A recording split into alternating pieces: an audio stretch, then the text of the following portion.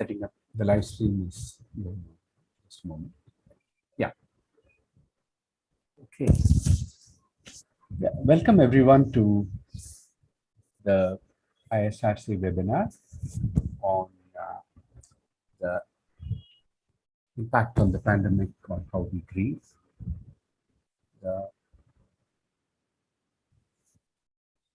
So the Indian Scientists Response to COVID-19 is a voluntary group that came together in March 2020 in response to the pandemic. Of course, it's a voluntary group which had about 500 to 700 scientists, engineers, technologists, students, artists, designers who really came together to talk science to the people in the context of the pandemic. And we have had many discussions, many webinars, and created many resources in the last several years. And this series of webinars has hosted many discussions on various aspects of the pandemic. And today we have one on something that we have not discussed very much, which is about what the pandemic means in terms of grief. So we have an illustrious panel here. I request Ritika to initiate the webinar. Thank you, Jan. Welcome everyone to yet another installment of ISRC Symposia. Our previous sessions that we've had, as Jan mentioned, on several topics are on our YouTube channel. So if you've joined us for the first time, do check it out. Today, we're going to talk about grief. Our panelists are going to speak about the different ways that pandemic has impacted how we grieve. So we're going to address the research, clinical and cultural aspects of it. Our panelists include Dr. Himani Kashyap from National Institute of Mental Health and Neurosciences here in Bangalore, as well as Dr. Sarah Wagner and Richard Krinker from George Washington University. I will first request Dr. Himani to start us off. Thank you, Ritika, and thanks to ISRC for having me here. I'm just going to start sharing, and I hope the screen's up there. So my role is as a clinical psychologist and faculty at NIMHANS. So I'm involved in clinical patient care and research, as well as teaching and training. So it's sort of through this lens that I'm going to be looking at grief and loss during the pandemic in India. One of the people that I came across recently was a young woman with intellectual disability who was admitted because she'd had an increase in tantrums, behavior problems, and was refusing to eat. So she was just on fluids. And another person who was an unskilled worker who presented with a manic episode, which meant that he was extremely cheerful, spending more, drinking more, gambling, had multiple sexual encounters, and again had to be admitted because of the risk due to this and the impact it had on the family. Yet another lady was 65 years old, and she had recovered fully from schizophrenia and had been well for about 7 years, but had a relapse of symptoms, had been hearing voices, was extremely confused, was responding to the voices, going away from home, calling people who she barely knew, that sort of thing. Again, this was putting her at a lot of risk. And another person as well was a very successful lady with a career and a very supportive family who had also been depressed, was crying, was very irritable, had a lot of mood swings, was unable to really get interested in anything that she used to previously be interested in. Now, all of these people, and of course, they're de-identified and all of these people, although they had very heterogeneous presentations, right? As clinicians, their diagnoses would be very different, their treatments would be very different. But the one thing we realized they all had in common was that they had losses during COVID. And in some cases, this was apparent, as soon as they came into us, but in other cases, it was not so apparent. It only came up when we probed a little bit. So just in terms of, just the actual words and our understanding of that. So the loss could actually be something that's real or perceived or anticipated. And bereavement is a state of having had a loss. Grief is our response to it. And mourning is the set of cultural practices, rituals, etc., that we use to help cope with the loss. So just sort of to make sure that we've got those terms right. And grief, we know, can present in so many different ways. So there can be sort of sadness and anger and anxiety, so many different sort of feelings, besides which they could even be relief sometimes if the person's been suffering for a while. There could be guilt that maybe we haven't done enough, disbelief and confusion, can't really quite believe this has happened. People often report a sense of presence. They feel like the person's around them, can actually hear them speak, maybe searching for them, calling out for them. Could be clinging to reminders or avoiding reminders of the person who's passed. And a number of physical sensations there as well, breathlessness, headaches, tightness in the chest, and poor sleep, poor appetite, all of that as well. So this is sort of all, and there's perhaps more as well, but these are all ways that we might respond in grief. And so in that sense, there's no real normalcy in grief, except that it is natural and it's inevitable. But for the purposes of trying to figure out who needs more help to navigate this and who seems to be coping with it well, we just have, in terms of clinical differences, that normal grief can last about 6 months to a year, and that over time, people are able to sort of integrate the loss and are able to acknowledge it, and able to continue to have a life where the other is no more. Whereas with complicated grief, that might be much harder. So there might either be a missing response, or I'm not sure you can see the. It's okay. Yeah. And yeah, so complicated grief is when people have a lot of difficulty integrating that loss and have difficulty with work, with family life, social relationships, and that sort of thing. So that's just to help us understand. Although it's very, very hard to kind of really say what is normal and what's not normal, like I said at the start. And one of the ways that we understand grief is also that there may be 4 tasks. And one is, the first is to accept the reality of the loss, that there has been a loss, and then to kind of acknowledge it, work through it, to adapt to a life where the person is missing, and then to kind of relocate the deceased and to, we say, move on with life, although a lot of people find that extremely insensitive and find it very difficult to use those words. But one of the biggest challenges during COVID has been what's also been referred to as disenfranchised grief, because people have had to miss last moments, and which means that acknowledging the reality of the loss itself has become difficult. There's also been a lot of stigma, especially here in India, and because of the lockdown, people might have had to stay at home and be forced to confront reminders of the loss, which might have been harder for them to do, and they might have done it at their own pace in a different way, perhaps. multiple losses. Sometimes people have had several losses within the same family. That has posed challenges in itself.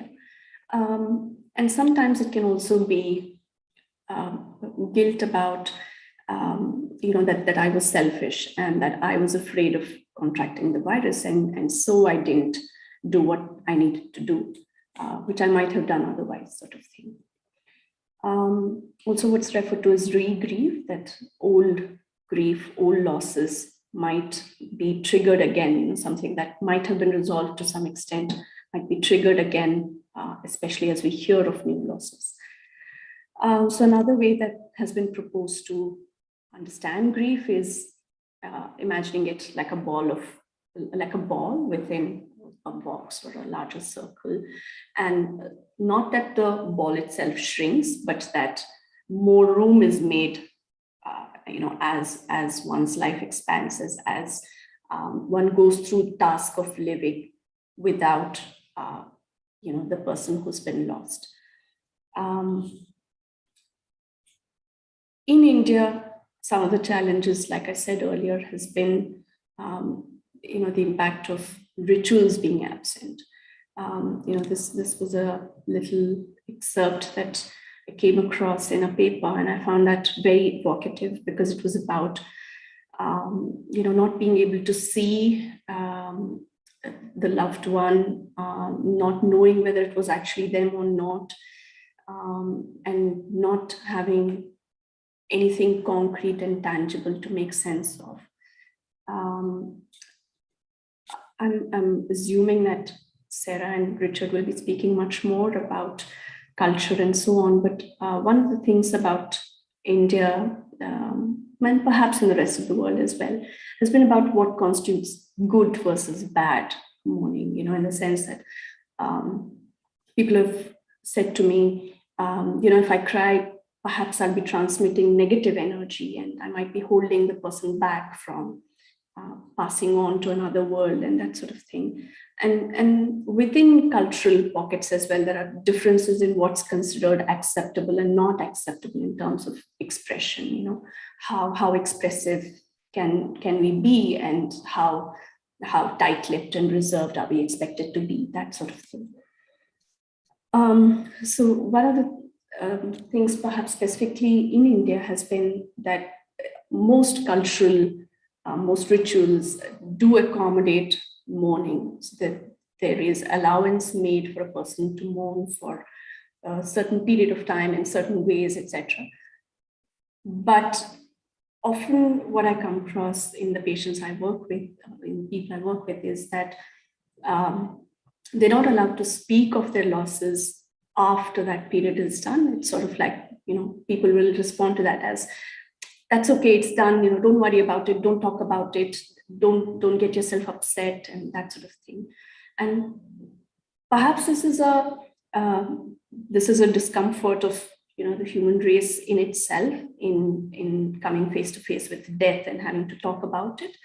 And perhaps in some ways it's there are some aspects that are unique to India. I'm not very sure, but maybe we'll hear more from Sarah and Richard. The other thing has been the really massive scale of losses in India. That has been a huge challenge. It's sort of like no one has been untouched by it. So some of what has been, some attempts that have been made and are going on and that sort of thing. Like I was saying, with the people that we work with, our clients, the first challenge with all of the people that I was talking about was that we had to identify that there had been a loss. In many cases, it was not so clear. They came in with a problem that, would normally, they would have got inpatient treatment, they might have got medicated, but they might have received a diagnosis, but they might, we had to really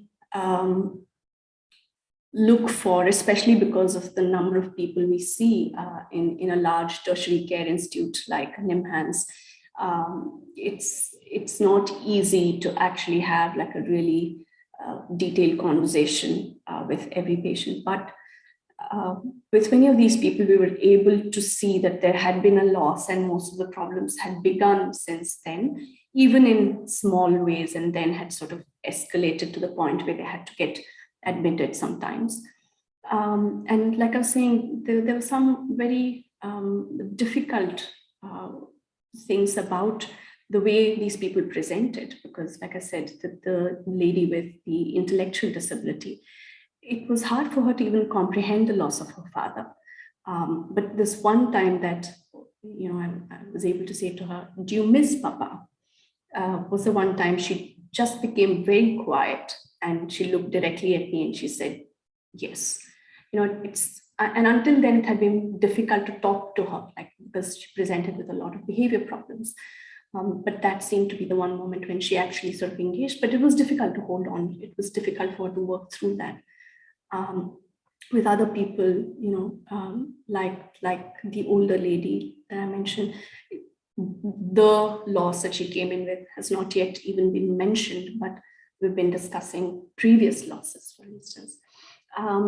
So these are kind of the difficulties that we may have with our, especially in identifying, first of all, that there has been a loss. That grief perhaps lies at the bottom of this, because otherwise we'd be working at the symptoms but not really addressing the difficulty underneath.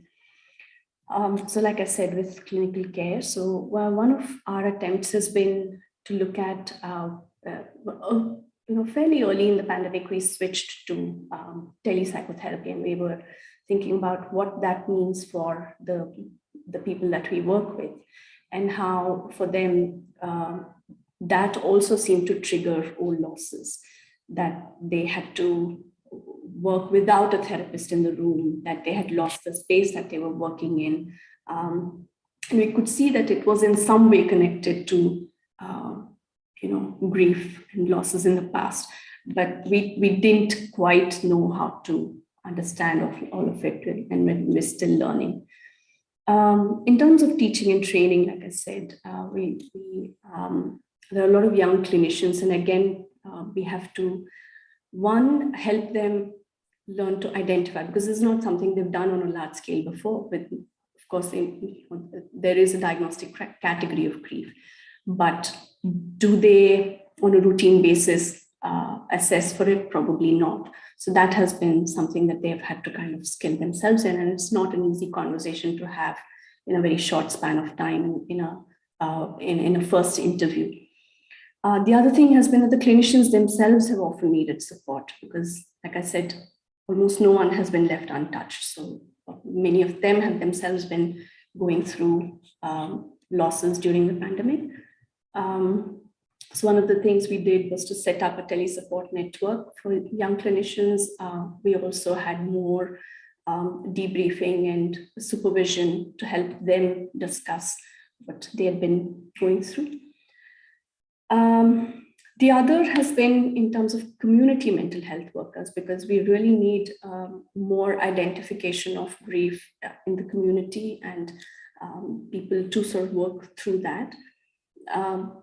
Although a lot of helplines were set up during the pandemic, they've been hugely overburdened. It's been very, very difficult to keep them running. And so we recently got a small grant to train, upskill community mental health workers to actually identify grief and work with it in the earlier stages, so that it doesn't present as something far more severe by the time it reaches a tertiary mental health care facility. In terms of research, there have been many reviews, many commentaries, but very little empirical research. This is something that is still a huge gap. One article from the Netherlands that I came across highlights how important grief is likely to be. So they talk about how bereavements during COVID, due to COVID, that there are likely to be higher rates of pathological grief than when the loss is due to natural causes, and that pandemic-related increases in pathological grief are likely to become a worldwide public health concern. I think that is something that really makes us think about, we have to pay attention to this, we have to do more about this. And we need to sort of perhaps anticipate this and be prepared to deal with it, because it's otherwise going to be a pandemic of mental health concerns. That's it from me, and these are the people and the organizations that have contributed, facilitated the kind of work that I do. Thank you so much.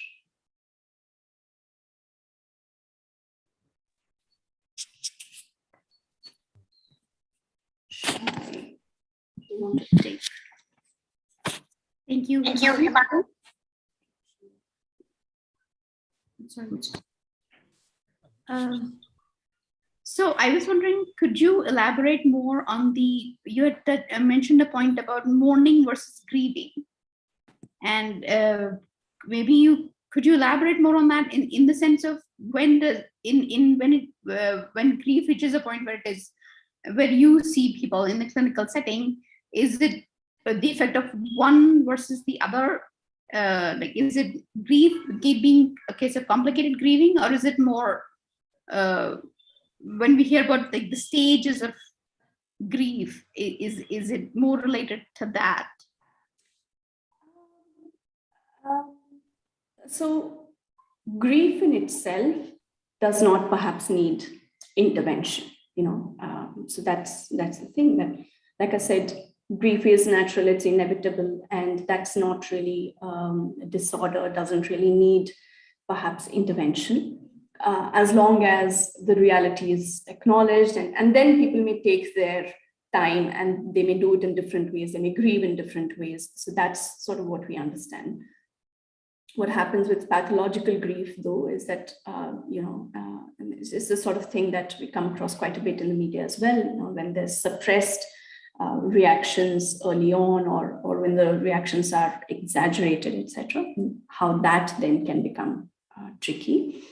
But when I'm talking about mourning versus grieving, I'm also thinking of the fact that in India, there is space, the culture accommodates mourning, that there are, cultural practices, there are rituals that every culture, every linguistic, social, pocket has, and they might be unique, and there might be some general commonalities as well, but that beyond the mourning period, there's not really much conversation about grief here. It's sort of difficult for people to talk about, oh yes, I lost someone close to me some time ago and I'm still struggling with it. That's not really a conversation that we have much of. It's, what I have seen is that when people start talking about it, the people around them will say, it all happened for the best, we shouldn't talk about it. They're in a much better place now. And I have had clients who've spoken to me about how difficult it is to manage these two things, like what they're feeling, which is very real, versus what they're being told, like in terms of this is how you should deal with it. You should let go. You should not do this. You should do this, etc. And how for them, it's just such a disconnect. So I had this client tell me about how they were just words, and she found it so difficult. She said, it was something really interesting and I wanted to hold on to it, but it made no sense to me. They were just words. And everybody's telling her, you should let go, you should do this, you should do that. I think that makes it really difficult. So it's like you can only mourn for this much time, and beyond that, then you're not allowed to really talk about it. I think that makes it very hard. May I ask a question as well? I wanted to especially refer to this, I think you refer to a case as well of this kind of people who you say bye to when they leave for the hospital, and after that, you don't see at all because they die. I'm sorry, I didn't quite hear what you said. I'm talking about people who were lost when they after they left for the hospital. Right, You never yeah. saw them again. Yes. And then, even the cremation was done by the hospital authorities, staff, whatever. Now, Yeah. I found that in some cases that we were talking to, the elderly people were particularly affected by this because they are used to these rituals and so on. So I don't know whether you have seen some, uh, gradations, or I don't know what is the correct term for this, different reactions from different people in different age groups and, with different connections. Does all this matter? I mean, how does it affect the young and the elderly? I haven't seen this. I'm not sure actually, because one of the things is that we have such little actual data. I mean, I think people have been theorizing about it, but we really don't know much of what is happening and how people are coping, and what different things may mean. Like I said, there were a very small number of research papers, barely anything from India. So I think we really don't know. I think we've all seen different aspects of it, and I'm sure that all of us would have perhaps noted some things about it, but we really don't know in terms of, are there any differences? Are there commonalities? Unfortunately, I don't think we know enough. And that's a scary bit, like with that, the authors, Dutch authors emphasized that it is likely to become a huge problem, and we're so unprepared to deal with it. I think that's what's scary. True. So, but I'm thinking that Sarah and Richard might actually have more to say about that as well, in terms of how people grieve and cultural influences on that. That's excellent segue for us to lead to our next speakers. So Richard will start us off for the next round. Thank you again for the invitation. And Dr. Kashyap, thank you for that really interesting presentation as well, because the goal of our research is to be more integrative. And that means that we're multidisciplinary, and we'd like to find ways to speak across disciplines, to psychology, psychiatry, sociology, history, and so on. Dr. Wagner's the principal investigator on the study that I'll be starting to talk about, and then I will hand it off to Dr. Wagner for her to give comments.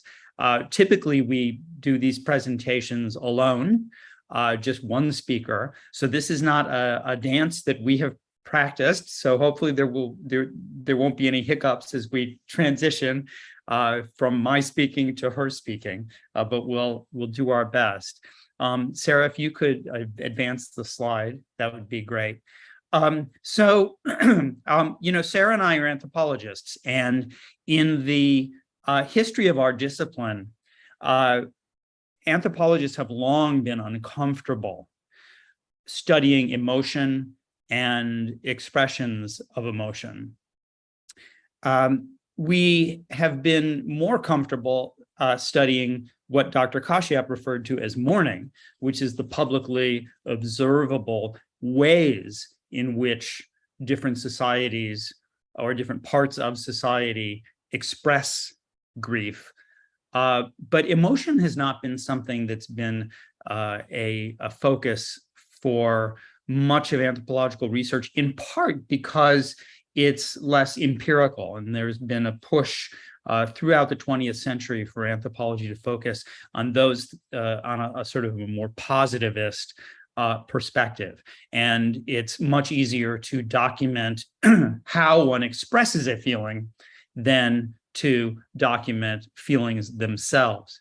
In addition, anthropology has been hampered a bit by a focus on how rituals serve to contribute to the overall functioning of society and the replication of pre-existing social orders, as opposed to how new contexts create innovative and creative ways to deal with death and mourning.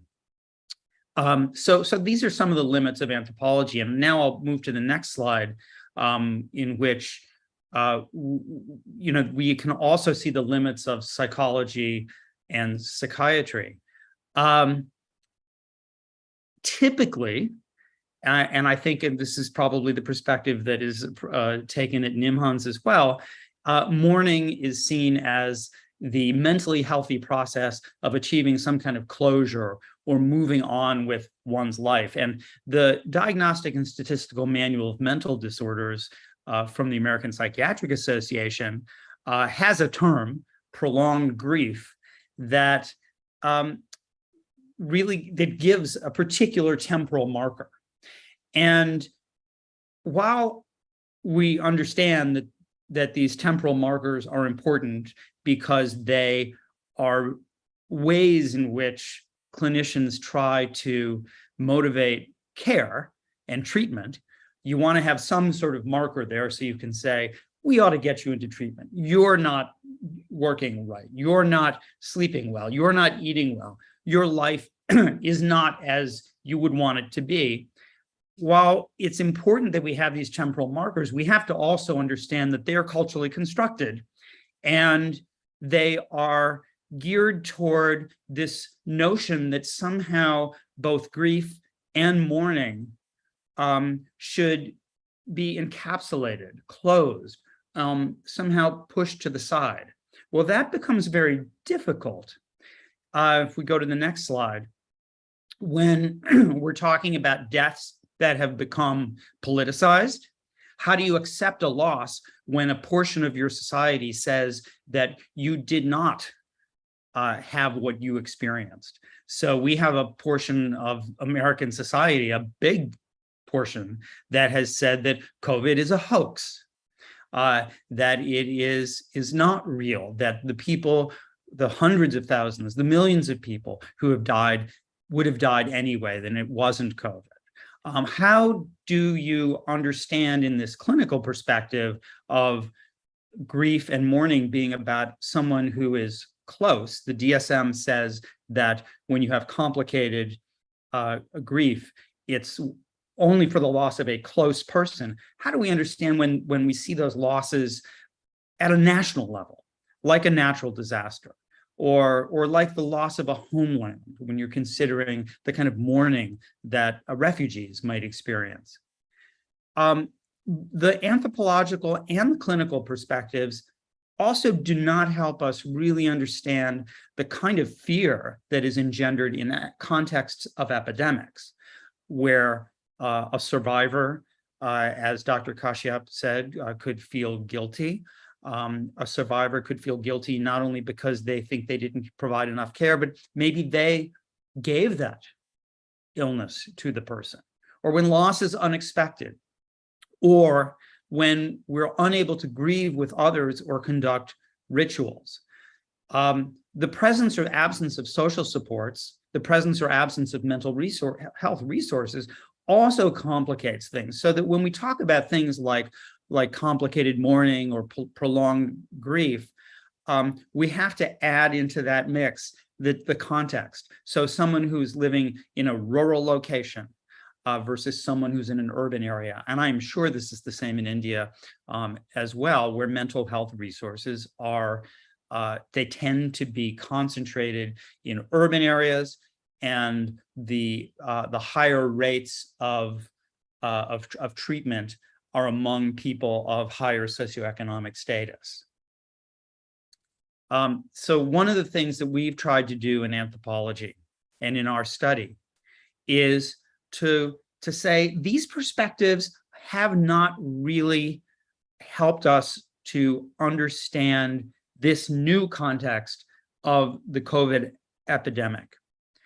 what we're trying to do is to push research into studying how new forms of ritual are being made, how people are being innovative, what new contexts people are creating in order to capture this particular situation, which is neither understood as the replication of a social order, as anthropology used to be, has been so used to doing, nor explainable in terms of the kind of standard clinical perspective.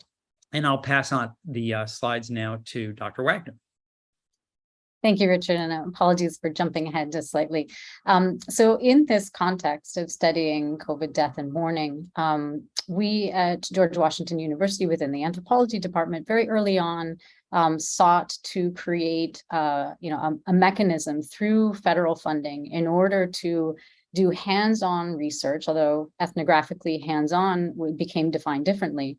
But as the pandemic was as it was unfolding, and then as it began, and we will describe this later in the presentation, as different changes were introduced and different experiences were unfolding in different parts of the country. So in total, we will spend 5 years studying this subject matter.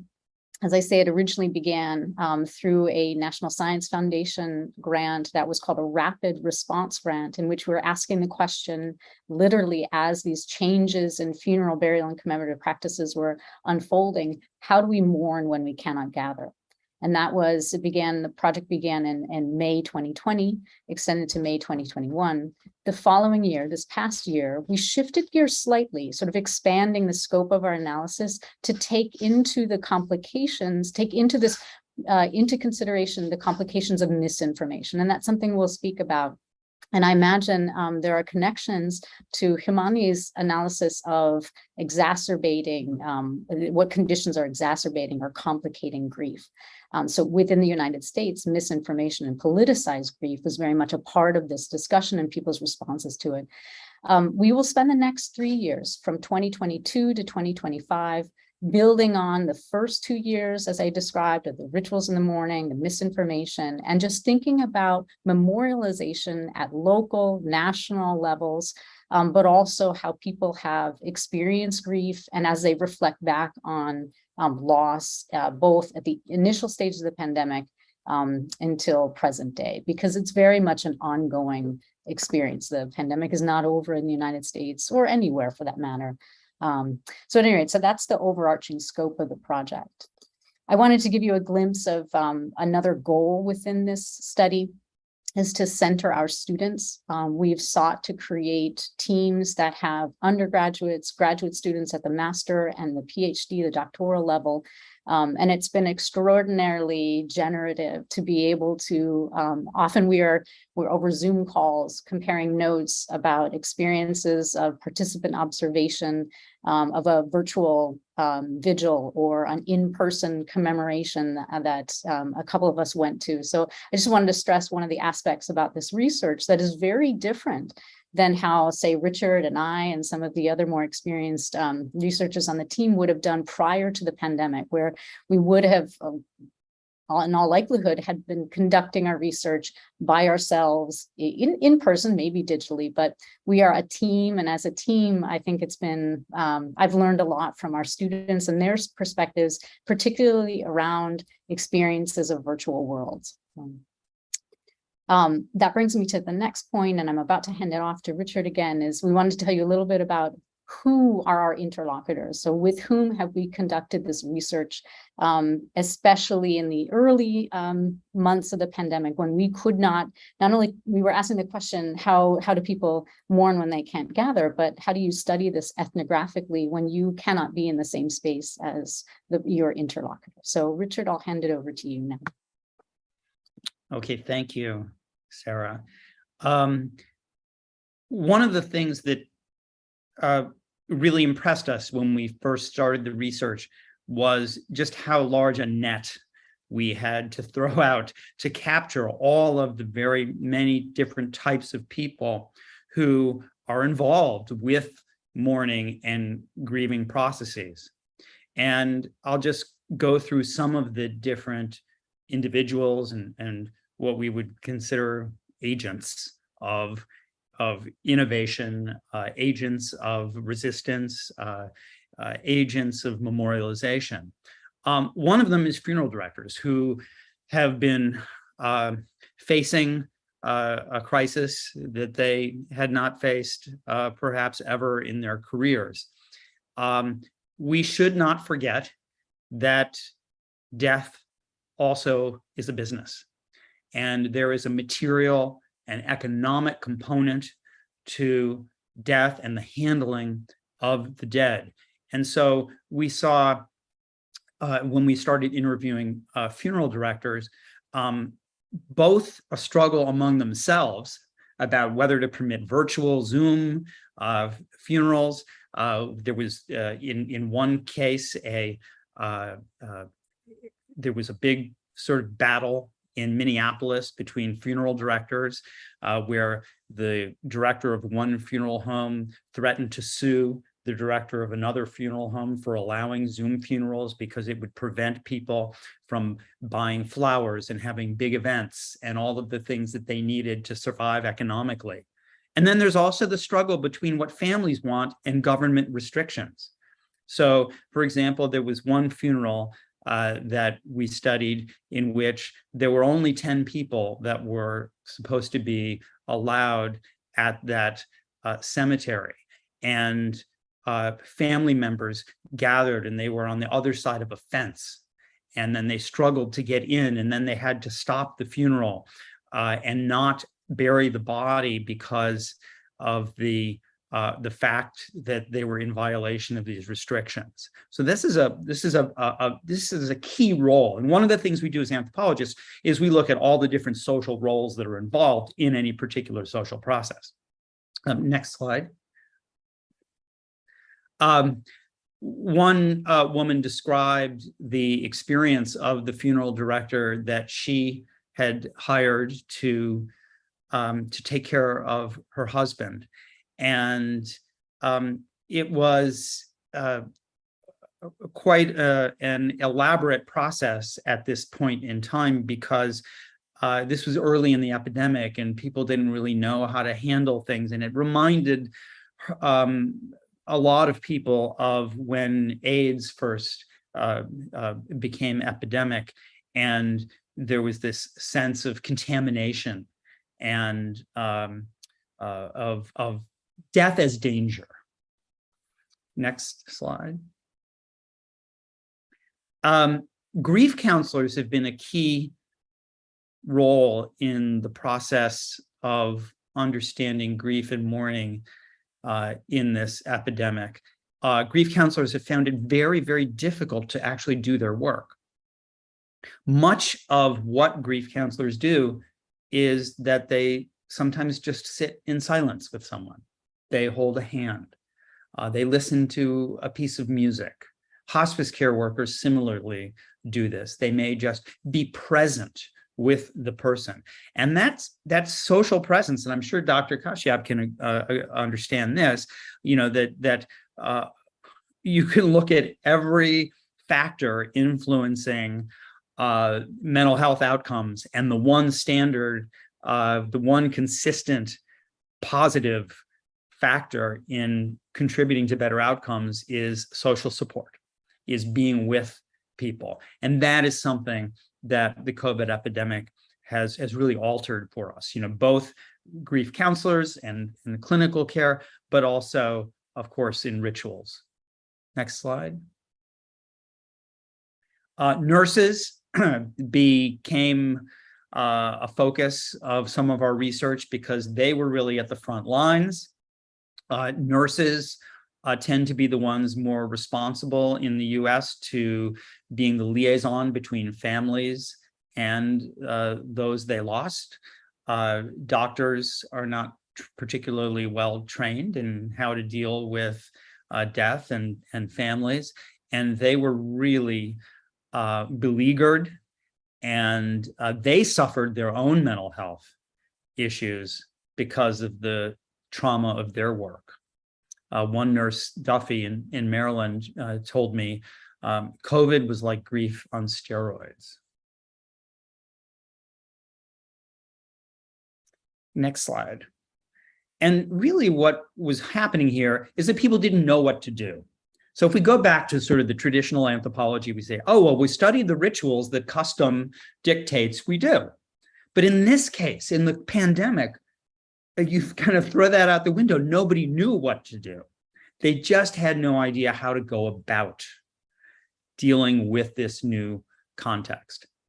You can't go to the hospital. You can't have the ritual. You can't even in a particular Jewish burial that we observed, people weren't even allowed to use shovels, which is a really important part of the ritual.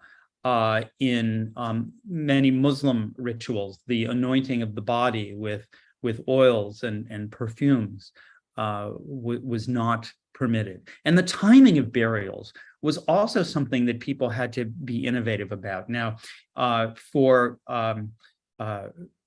Jewish burials, you don't want to bury on a Saturday. You don't bury on the Sabbath. You don't bury on the first day of Passover and the last day of Passover. And there are ways in which you time the burials, and yet there were government mandates about very, very quickly processing bodies into their own schedule, not the schedule of those who experienced the losses. Next slide. For families, there was a tremendous sense of isolation. One of the most heartbreaking was a woman who spoke with her mother on Skype daily so she could see her mother in the nursing home. But the nursing home citing concerns about privacy and confidentiality, that perhaps in the background of the Skype call, the person might see something and that would be a violation of privacy. They took it away. And it was just heartbreaking that this woman was never allowed to see her mother in person, and then her mother died. She had never seen her mother again after this separation. So that sense of isolation and all of these particulars that I've been talking about over the last few slides, again, are not captured in the quote unquote customs that we might think are standard. They're not captured in pre-existing social processes. These are new. These are ways of looking at what we call rituals in the making. In the next slide.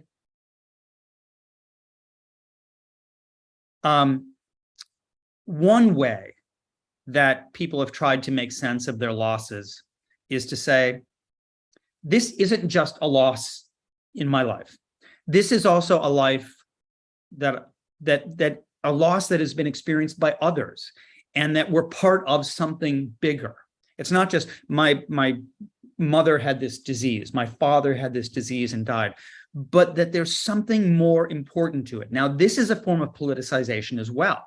The politicization isn't only when we talk about a faction of a country saying that COVID is a hoax. We're also talking about how somebody, in a sense, generalizes their personal loss to something that is, it is bigger.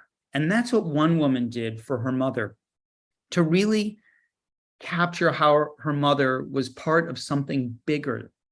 She would repeatedly go to a website that had a bar graph of the numbers of deaths in the United States in a particular month. And since her mother died in April of 2020, she would go to 2020 and look at that bar graph, and she would say, among those thousands of people, my mother is one of those. She matters.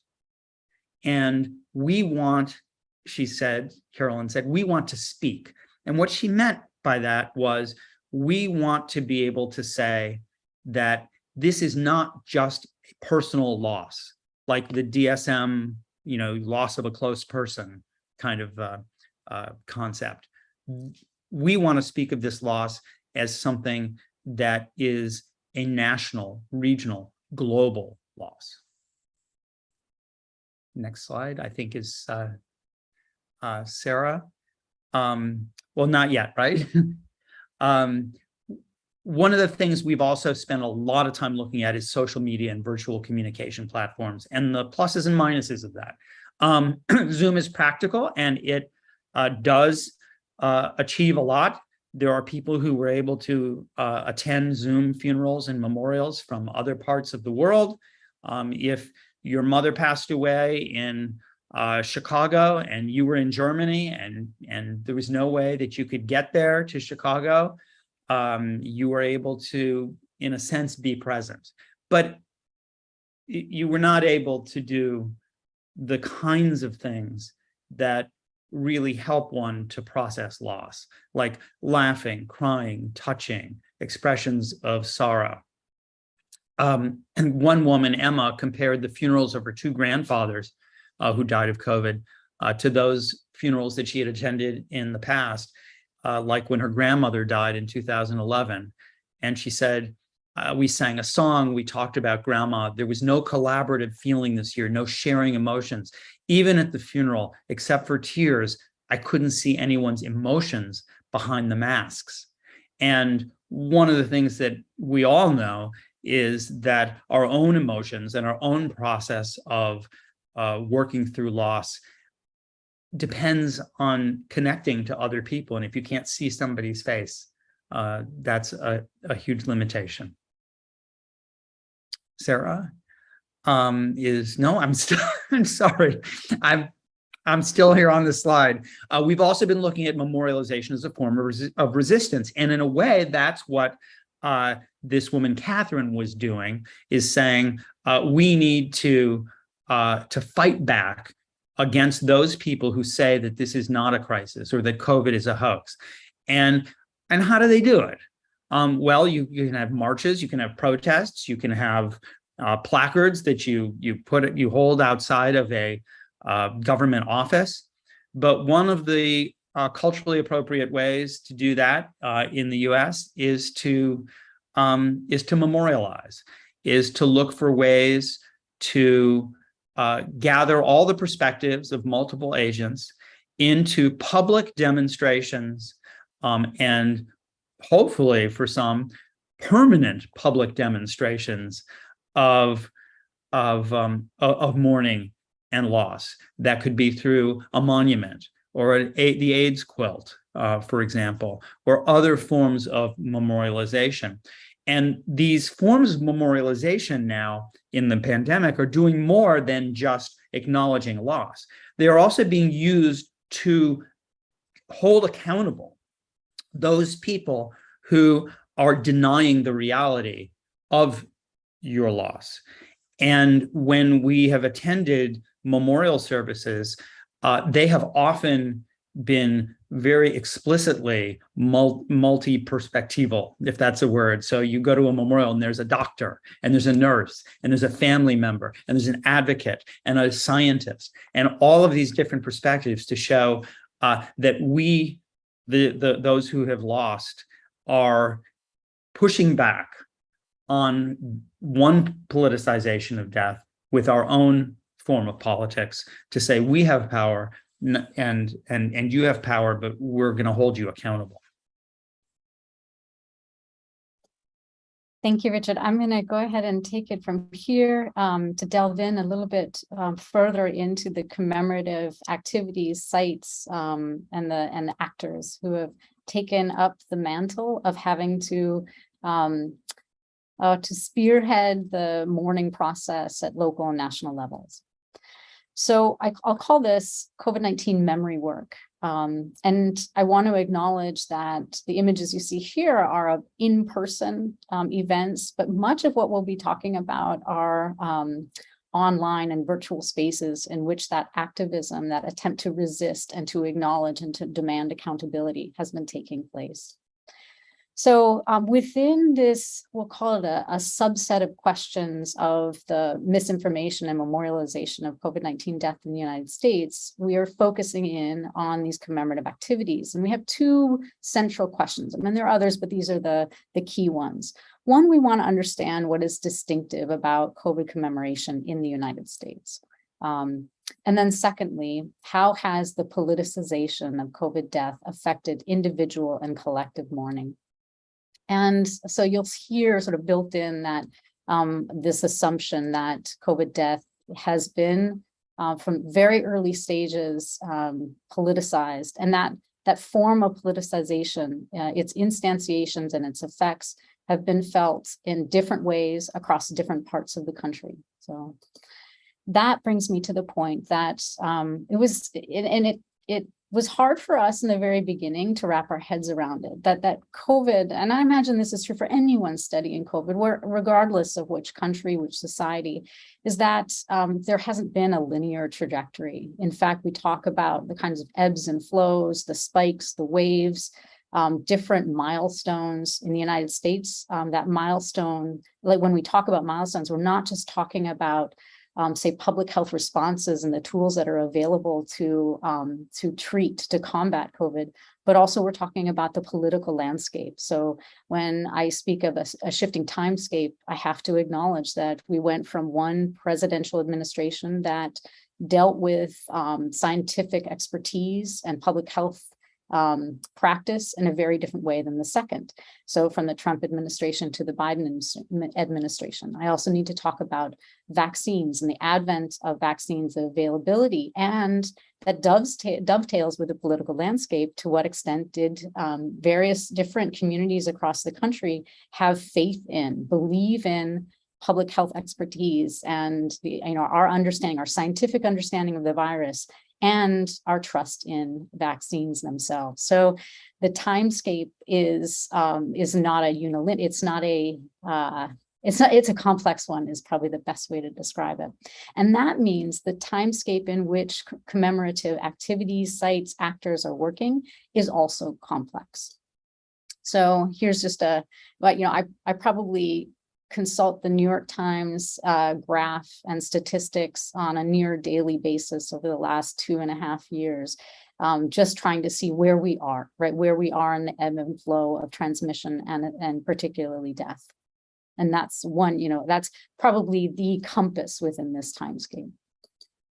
But so what have we done as a research team in looking at commemorative activities? Since May 2020, we've examined memorial sites, events, and commemorative activism, both online and when it eventually became possible. And this was, I think, the first time I attended an in-person memorial. It was in October of 2020. These were happening at the national and local level and continue to this day. I should stress that there were advantages for us to be studying in-person commemorations, as many of them were happening in Washington, D.C., where our university is located. Oops, that went a little too fast. Here we go.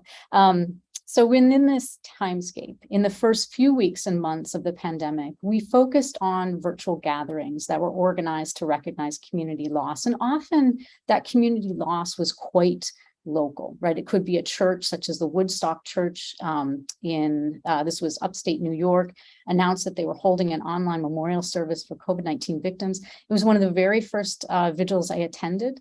There were probably about, I'm going to say 50 people who were online. And it was the first time I was seeing how expressions of condolence and support were articulated not in person, not through that tactile interaction, but rather through the chat, and learning as an ethnographer to pay attention to expressions of grief and support and care, even through something like emojis, had been totally foreign to me. But I recognized this was the vehicle through which people were able to gather and to express their grief, their anger, their frustration, and their love and support for one another. We also paid attention to how it was happening, right? How were these spaces created? How were they sustained? I mean, you had so many people who had never participated in a Zoom call, let alone an online vigil, and to see, how does one create a community of solace and of commemoration together. And so I take these notes from one of our research assistants, Tariq Adali, who was emphasizing, like he noted that there was such an attempt to cultivate attention by the organizers for the participants to the point that they were instructing them, okay, keep your cameras on so you can look at one another, yeah? Hold your lit candle at a particular moment up to the camera so you can see everyone else is in their partaking in the same ritualistic activity. They gave them calls to repeat chants aloud. And as Tariq notes, this together, these activities created a shared sense of experience, but also a kind of temporality of mourning within this virtual space. Gradually, we saw a slightly different sort of tact within the commemorative activism, and that was a sort of insistence as the numbers kept creeping up that one had to put names to faces, right? So rather than just statistics and bar graphs, so on and so forth, that people needed to understand that these were human beings who were dying. These were human beings that a whole network of grievers were now at a loss as to how to remember them and how to remember them that was beyond, their immediate household. And so a prime example of this was a Twitter account that is incredibly active in this commemorative space called Faces of COVID. And so its creator, Alex Goldstein, he gradually formulated like a particular way the post should look that included specific individual information and a sort of pithy quote, almost as if that quote could kind of sum up either the expression of grief by the mourner, the person who submitted the information about their lost loved one, or it was plucked from an obituary and sort of summarizing that person's life. And what was fascinating as researchers of this commemorative activity to see how people responded through posts of support. How often did they repost? Did they retweet? How often did they like and share, and so on and so forth? And so that was a whole new way of sort of tracking how mourning was circulating, right? Was being diffused into this online space. I also want to say that as an ethnographer, this was very new to me, and I mentioned this already, but learning how to be a participant observer and some of the ethical issues of am I observing, am I partaking of this moment, they were more challenging for me in the virtual space than they were in the in-person. And I think that just has to do with how I have always studied. Prior to this research, I worked in Bosnia and Herzegovina in the United States on individuals killed in war, missing, their remains are missing and they're returned to families. And so I found myself much more at ease interacting with people, at this 6 feet of social distance or at these these in-person vigils. And I thought it was really important for me to juxtapose the two. One thing I can say is that the virtual commemorative activities were much more attended, right? They had much higher participation rate than something in person. And I think that speaks to the level of caution and the isolated nature of that's felt on the part of family members. So the other thing that I wanted to highlight is that some initiatives sought to highlight the disproportionate impact on communities of color. This is especially Black Americans, Latinos, Indigenous, the elderly, and the immunocompromised. And one of our research assistants, she and I have been working on a paper together, and she's articulated this as memorialization as memory work as movement work. And what she means by that is that movement work, right? That sort of grassroots political mobilization in memorializing COVID death is not just about COVID. In fact, many of these commemorative spaces and sites have sought to underscore why there's a disproportionate impact on these various communities. What are the systemic infrastructural obstacles, vulnerabilities that meant that these populations were dying at a much higher rate than that of white Americans? Oops, sorry. So one example is and Ariel spent a fair amount of time attending virtual vigils and working on the website of an organization called Mourning Our Losses. And their primary focus was those who have died while living and working behind bars during the pandemic. And it's an extraordinary site, but among other things, it was an opportunity for people both inside and outside, say the prison walls, to be able to get the word out that those in this and conditions of extreme vulnerability, that they were dying and that they had lives that merited this kind of public recognition, right? There was a kind of honoring the dignity of their life, even as they were living, that had been stripped away from them.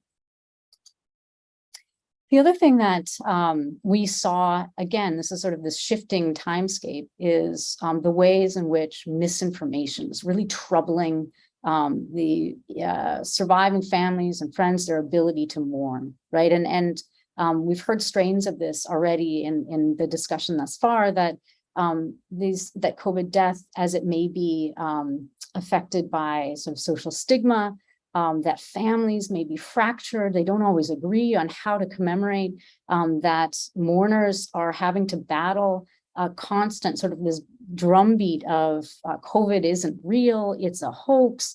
So to the backdrop of all of that, you have these commemorative activists who are insisting that you need that there has to be both recognition and accountability, and they're directing their attention to a public that's increasingly impatient to return to normal. I have a quotation here by a woman who's trying to explain how she didn't want her mother's memory or her mother's identity, right, her personhood, to be drowned out by these numbers that we hear in the media every day. I want to give you one final example of a commemoration we spent a fair amount of time studying because it was in Washington, D.C. This was called In America Remember. It is by far the largest, though temporary, COVID memorial that's taken place within the country. Again, we were lucky that it was held on the National Mall in Washington, D.C., which meant we were able to literally go to it every single day. It was held there at the Washington Monument, you can see in the backdrop, from September 17th. The installation ran until October 3rd. There were over 700 flags planted. That meant each flag, so one flag per death, right? So, and that also meant that originally the installation was planned for some, gosh, I can't remember exact total, but it was something like just over 600,000, well, 650,000. Even in the span of those 3 weeks, as we were in once again, one of the spikes, flags had to be planted daily in order to catch up with the numbers of death. So within this vast field of flags, 20,000 flags were inscribed with individual dedications and words of remembrance. I'll give you an example of that in just a moment. 18,000 dedications were submitted either virtually, because there was an online site in which you could submit this dedication, or you could walk up to the site, ask for a flag, write out with a Sharpie your own dedication and plant it. We led a team of student volunteers to what we call geolocate and photograph each of the inscribed flags. I want to give you a sense of what the field of flags looked and sounded like.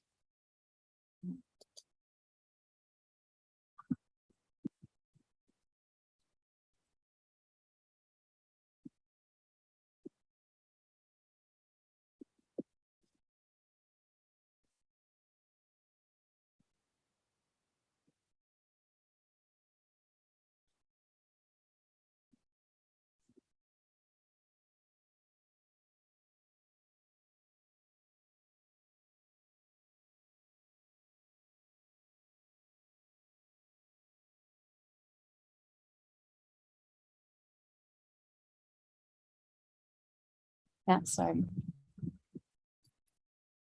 I'm not sure. This might take me a second to figure out how to advance. Let's see. I'm so sorry. Give me just a moment. I did not think through this. If anyone knows technologically what's the best way to advance my slide now, please shout out. Let's see.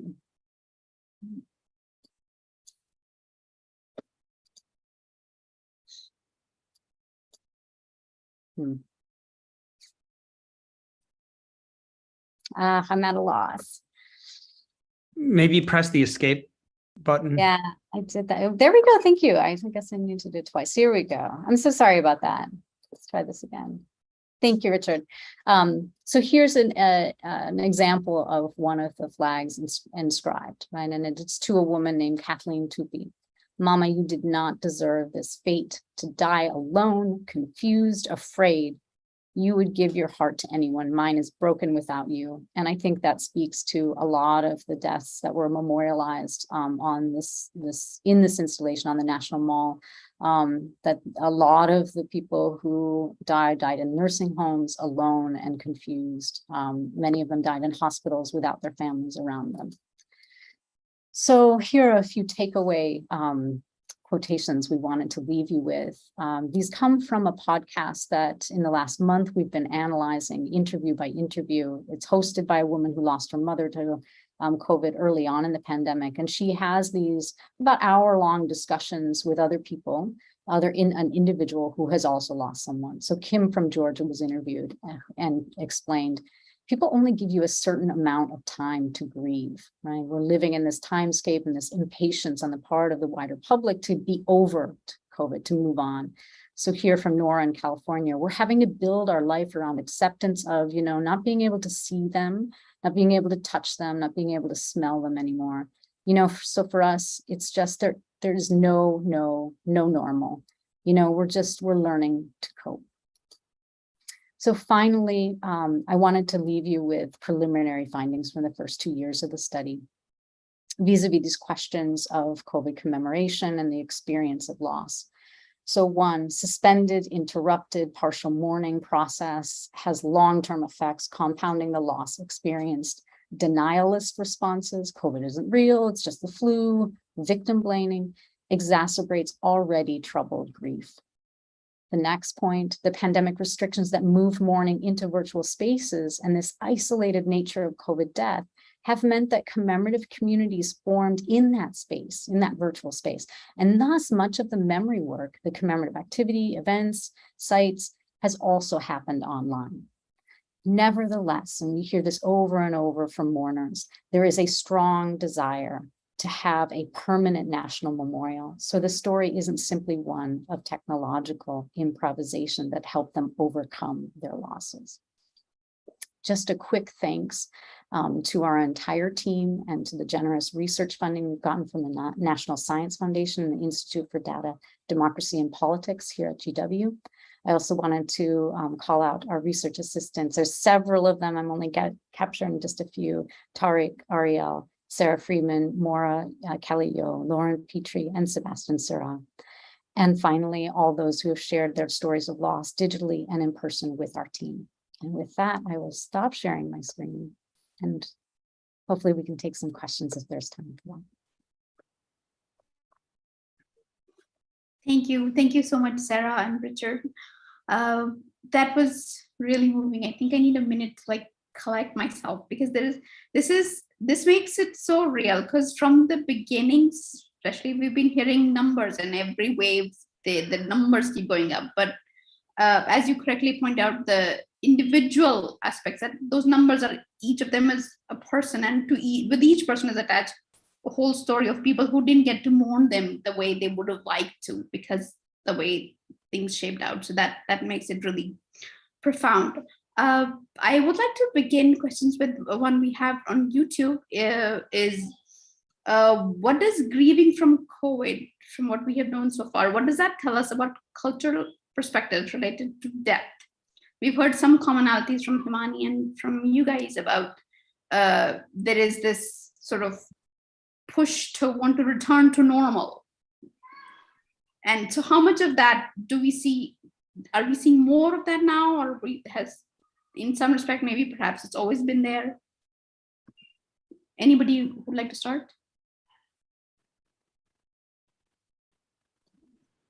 I'll say one thing really quickly. I imagine Richard also has lots to say in response to this question. And I think it's really important in the context of the United States to acknowledge that there is no one singular cultural perspective, right? And so while we didn't really have a chance to showcase it in its entirety, we've encountered so many different cultural responses, right? And so Richard can talk about sitting Shiva and the importance of shovels. We interviewed Muslim clerics who talked about the extreme obstacles of not being able to tend to the body itself. We work with scholars who look at Black funeral directors and the experiences of African-American communities not being able to celebrate life as a homegoing, in which, that the tactile physical presence. So one thing I want to acknowledge is that that cultural responses in the US tends to be so, not just a collective, but so diverse. And it has been hard for a federally crafted response to acknowledge all of that diversity.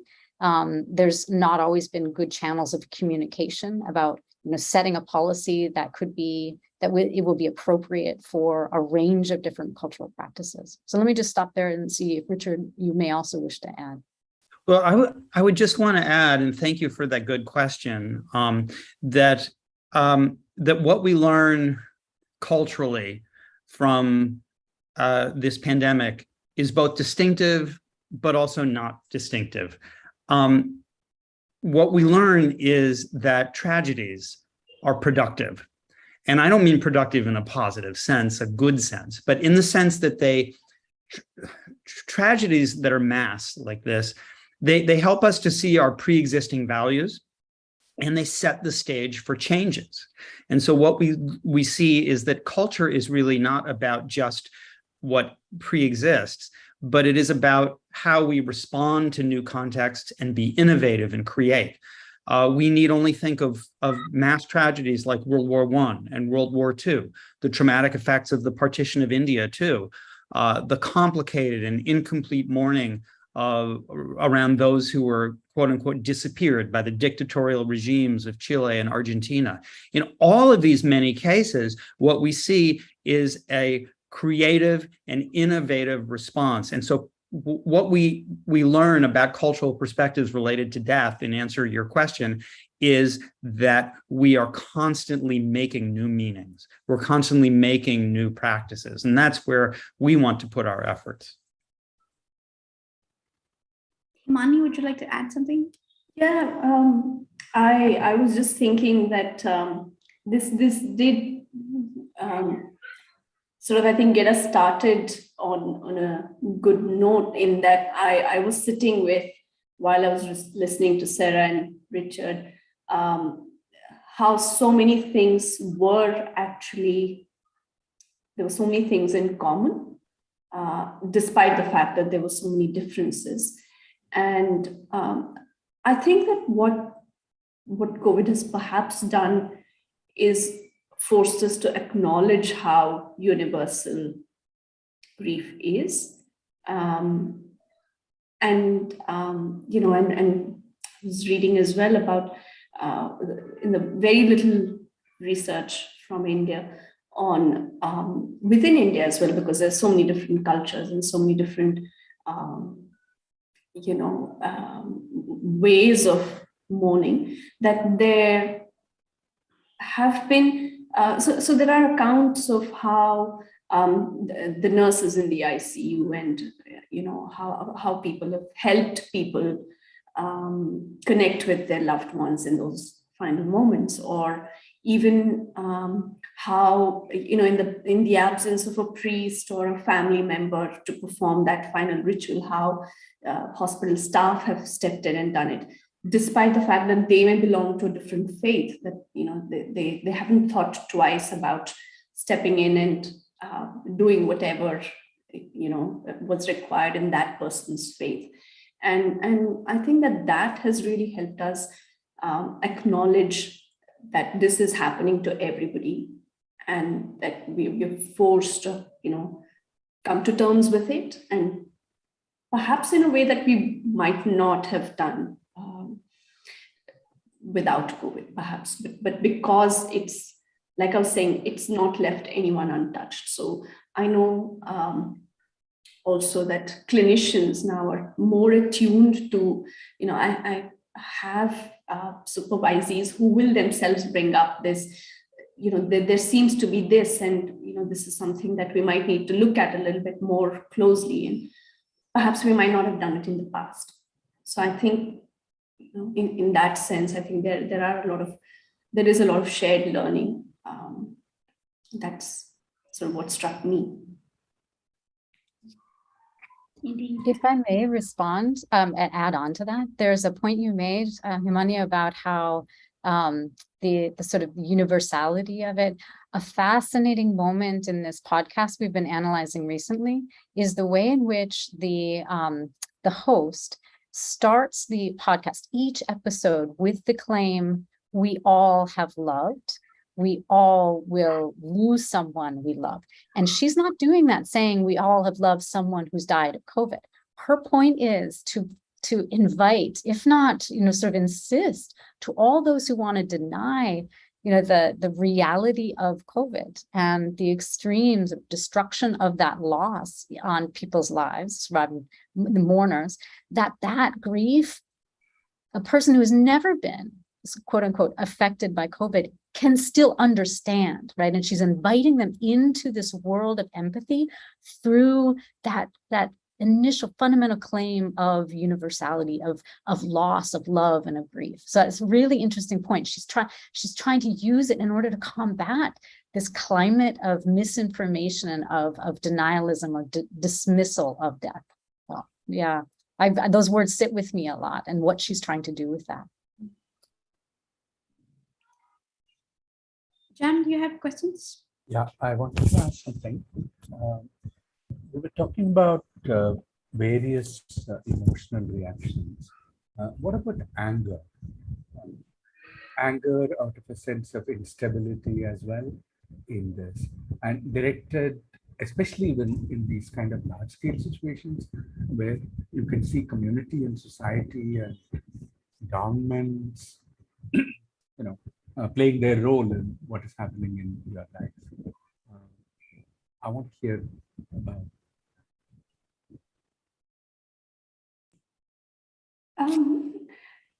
So we've known for a really long time that anger is, Kubler-Ross's stages of grief: denial, anger, bargaining, depression, and acceptance. But one of the it was felt that didn't quite capture exactly how we go through grief and all of that, and so there have been many other ways of understanding grief as well. But anger certainly, in the past we've understood it as anger directed at the person for leaving and going away. But perhaps what we haven't understood now, and I think that in Senan Richards' presentation, that came across more strongly against the systems, against the fact that not enough was done, or it was too little too late, or all of those things, and how that might generate so much anger. Perhaps that's not something that we know too much of from a clinical perspective, but in a sense, I guess it's also the kind of thing that might happen with any unexpected loss, or anything where someone else might have been to blame, and how hard that is to let go of. And clients often speak of how difficult it is to make sense of a loss, where you're still wondering, could this have been done? Could that have been done? Maybe it was this person who didn't do what needed to be done. And I suppose that might actually make it so much harder, I always find it difficult to use the words move on, because I know that people find it very difficult when we say move on, sort of, I don't want to move on, but perhaps to expand one's world after someone's passed on. Indeed. I would just add to that one of the things that we're doing in our research is to look at social media, Twitter and Facebook and other forms of communication that can often be anonymous, and the anger that gets expressed at the larger political level is much more palpable, much more tangible when anybody can write anything they want on a social media post. And so when you have a terrible loss, and then somebody writes that you didn't lose that person, you're lying, this isn't correct. Or we have a situation where, you know, people online are harassing the parents of children killed in mass shootings, saying that it's a hoax and that didn't happen. And so there's this other element of anger that comes in to create turmoil, which is facilitated by these new forms of communication, which, you know, 30 years ago, you weren't necessarily subjected to. And so that's the other side of anger. One question we have is, this is something we've that has come up frequently, is that even in a normal, like a non-COVID pre-pandemic world, there was this thing of it's only so much time for mourning, that there is socially acceptable customs that follow the death, and then on those occasions it's okay, but beyond that, move on, etc., etc. And that has that, in your experience, has that been compounded because of so many losses over such a short period, or are we just seeing it more, or because so many people have in a short period have suffered from losses? Well, certainly memorials have been delayed. If somebody dies in June of 2021, the memorial might not be till June 2022. So the timing of the mourning gets disrupted. I understand, and just at the risk of repeating myself, I understand the reasons why there are clinical criteria around certain time periods, because you want to push people into treatment and get people care. But this is a new context in which time has just been disrupted in ways that we didn't anticipate. In which, go ahead. I'm sorry. Well, I was just gonna lead to a second part of the question, which is to say that for somebody who is grieving, who they don't feel that they're ready to move on, as you said, Himani, but there is this outside, that you should move on and so on. How do we address this disconnect without the person grieving feeling like they're being pushed to move on already?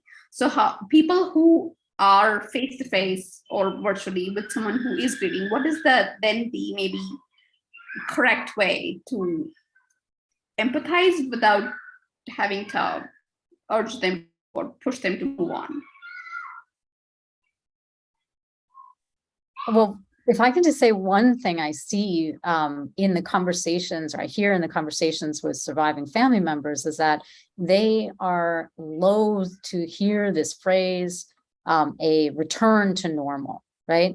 That I don't know how many times we've already seen written or articulated, there is no normal. There will never be a normal. And they don't just mean that because they've lost someone. They mean it in the context of the United States. They've lost someone to COVID, and that death they often perceive should have been prevented, that their mourning process has been overlaid with this misinformation campaigns, denialism, that it's a hoax, that there were two questions that circulated. And again, this is about the timescape. One was, well, what pre-existing condition did he or she have, right? So this is what I mean by victim blaming. Like, how were they responsible for their own death? And secondly, after vaccines became available, well, was he vaccinated? As if, once again, that this is the kind of context in which they are grappling with grief. So closure, just take closure out of the discourse now. That was one thing they would prefer. Another is to resist the pressures of normal, like returning to a normal. Instead, acknowledge that their grief and that mourning process is going to unfold as it needs to. Yeah, and they need support in that without the expectations of a society saying, move on. Right. Absolutely. I was just going to add to that as well, that one of the first things I learned as a trainee clinician is that there is nothing normal in grief, that, that people grieve in hugely different ways, and that that there has to be more accommodation with respect to grief than, perhaps some other conditions, maybe like the DSM or the ICD. And so in that sense, from family members, from people close to the person who's grieving, to not enforce something upon them that this is what you need to do or not need to do or should not do, but that they take their time about it. And of course, it is tricky because people are concerned and they want them to kind of the concern that they're not sometimes taking care of children or doing what they need to do, etc. And so there is this push from people around that, you need to think about the children now. You need to move on and stuff like that. And that makes it much harder. And speaking about timelines as well, especially in the context of multiple losses, people really haven't had time to, finish grieving for one person before, they're faced with another. And it's sort of like, it's been a relentless onslaught in that sense. And they've, I've heard of people who have just had to do the tasks that needed to be done, you need to do this and this and this and the will and the property and, and the children's school and, stuff like that, without having any space at all to sit and process any of this. So, so certainly I think, and like Richard was saying about when timelines are delayed, I think that must be so much more confusing because, have you finished? Have you not finished? Where do you pick up from now? Sort of thing. I think that makes it even more challenging. True. Next question we have from YouTube is, what is the specific role of misinformation and how it affects grieving?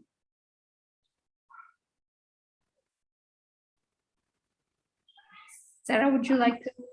I'm going to take a stab at one thing, and then Rich, I know you'll pick up, but we've tried, though we use the language of misinformation, we have tried to broaden the scope a bit, and more often than not, we have discussions about contested knowledge. Because what we want to acknowledge is that there is misinformation, there is disinformation, and then there is knowledge that's contested for various different reasons. So if you think about disinformation as like this purposeful deployment of falsehoods, right? Misinformation could be a misconstrual, misinterpretation. It's not nearly as intentional as that of disinformation.